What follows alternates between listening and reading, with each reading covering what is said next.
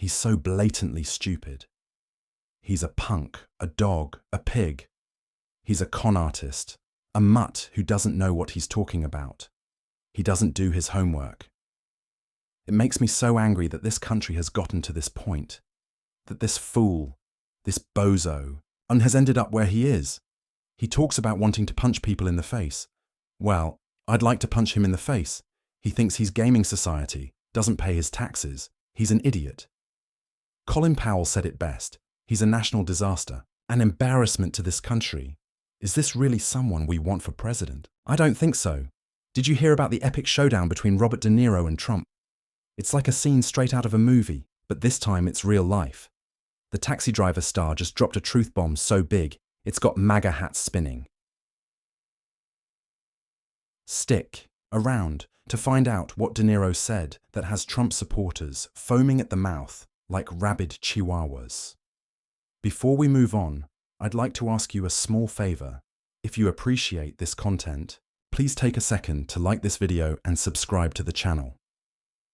Over 98% of you watch the videos without subscribing. It costs you nothing, but makes a huge difference to us. So, did you click the subscribe button? Great, thank you so much. Now, back to the video. So, folks, our boy Bobby De Niro just couldn't keep his mouth shut any longer. Picture this. De Niro, looking sharp as ever, strolls up to the mic at some fancy Hollywood event. The room goes quiet. Everyone's thinking, is he going to talk about his next movie? Nope. He's got bigger fish to fry. We've heard you talk about the former president. You've called him a fraud, a con artist. You've said far worse things than that. He's a New Yorker like you, and you've watched this brand of BS. I think of how absurd it is, and this might be the one case where that could be it for him. It's a state case. He's sick. He is genuinely a sick person who has somehow been allowed into our system. De Niro starts spitting fire about Trump's latest shenanigans, and let me tell you, the crowd's jaws hit the floor faster than Trump's approval ratings. He doesn't hold back, calling Trump everything from a wannabe gangster to a total loser. It's like watching a masterclass in roasting, and Trump's the main course. As De Niro's words echo through the room, you can almost hear the collective gasp of MAGA fans across the country. It's like watching a bunch of angry Oompa Loompas realizing their orange leader isn't all he's cracked up to be. De Niro's truth bomb hit Trump where it hurts, right in his ego. Turns out, the Donald can dish it out, but he can't take it. Who knew? The tension builds. How's Trump going to handle this verbal smackdown?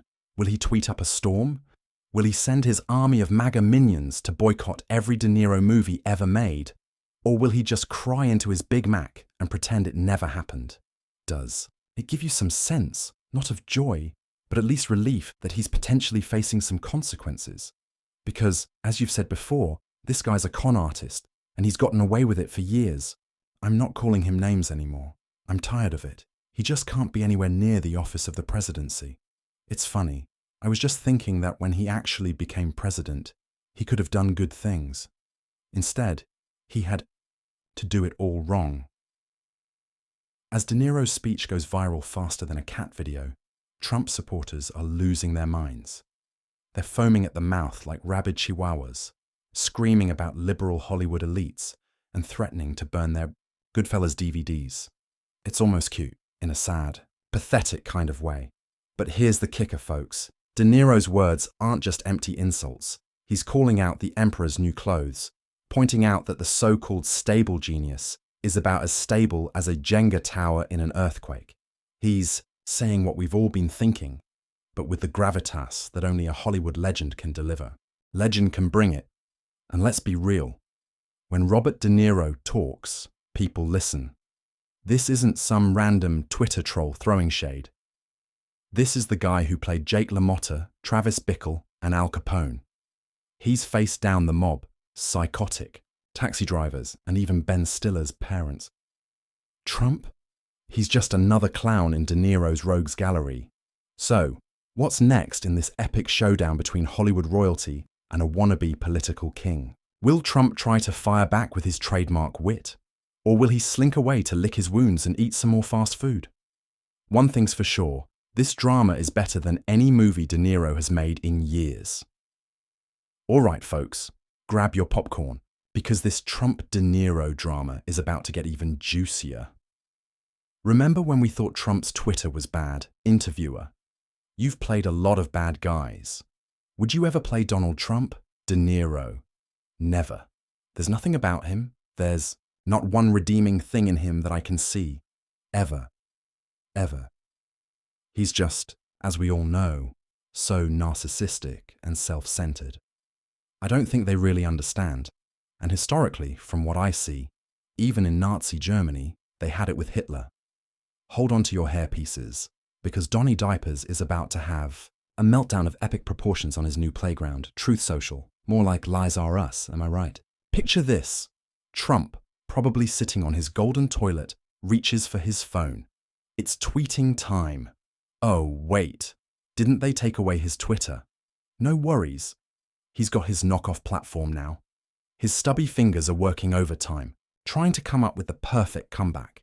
He's throwing out insults faster than he throws away Big Mac wrappers.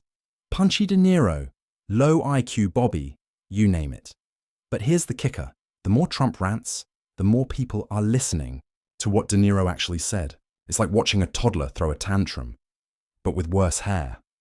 Trump's reaction is like gasoline on a dumpster fire. It just makes De Niro's words spread faster.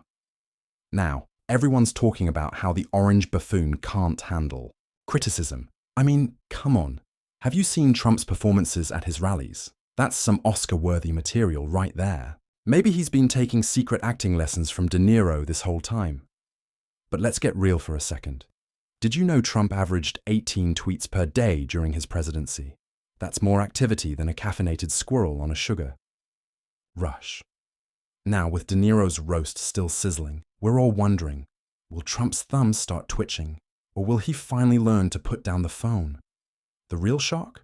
They're both wrong, because Trump's entire presidency might have just been an elaborate audition for a reality TV comeback. Talk about a plot twist that would make even De Niro's head spin. I can see it now. The Apprentice. White House. Edition. First challenge, try to read the Constitution without falling asleep. So what's Trump's true endgame in this Hollywood versus White House showdown? Is he going to fire back with some weak nickname for De Niro? Or is he going to ignore it completely? Either way, it's clear that Grumpy Trumpy can dish it out, but he sure can't take it. It's like watching a heavyweight boxing match. Except one fighter is armed with facts and acting chops, and the other is just flailing around with a bad spray tan and even worse comebacks.